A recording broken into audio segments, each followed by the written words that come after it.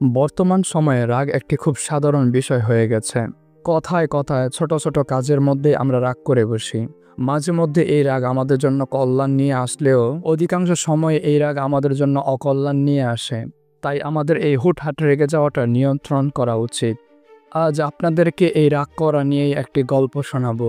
আশা রাখি গল্পটা শোনার পর আপনাদের একটু হলেও উপকার হবে। এক বাবার এক যুবক ছেলে ছিল।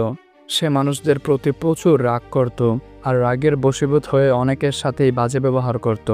তার বাবা বুঝতে পারছিলেন না কি করবেন। অতঃপর ভাবতে ভাবতে একটি বুদ্ধি আবিষ্কার করলেন তিনি। একদিন বাবা ছেলের জন্য এক ব্যাগ পেরেক নিয়ে এসে বললেন, এই নাও বাবা, যখনই তোমার কারো প্রতি রাগ উঠবে তখনই এই পেরেক নিয়ে বাগানে চলে যাবে। অতঃপর আমাদের বাগানের কাঠের বেড়াতে মারতে শুরু করবে।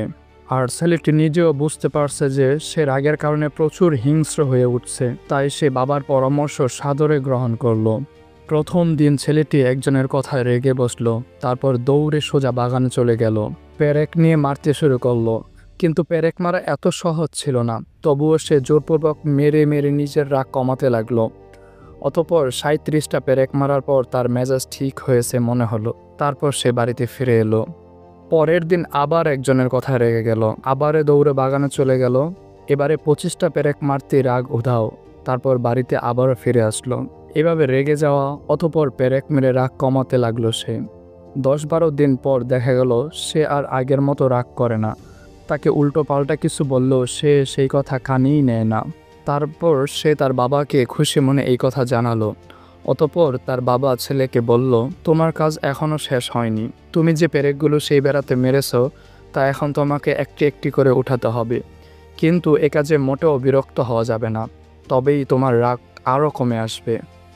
অতঃপর সে ধীরে ধীরে প্রতিদিন কিছু কিছু করে পেরেক উঠাতে শুরু করলো, যাতে সে বিরক্ত না হয়।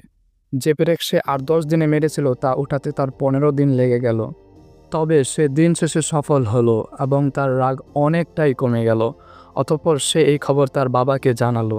এই খবর শুনে তার বাবা তাকে বেড়ার কাছে নিয়ে গিয়ে তাকে বলল, ভালো কাজ করেছো বাবা, তবে বেড়ার এই গর্তগুলির চিহ্নগুলো দেখো।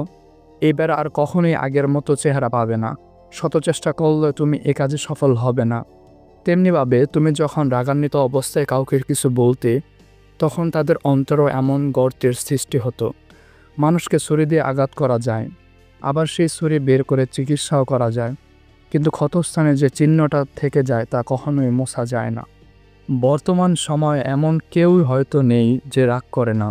আমি অন্তত জীবনে এমন মানুষ কমই দেখেছি। আমাদের রাগ কমাতে হবে, সৃষ্টিকর্তা আমাদের সেই তৌফিক দিন।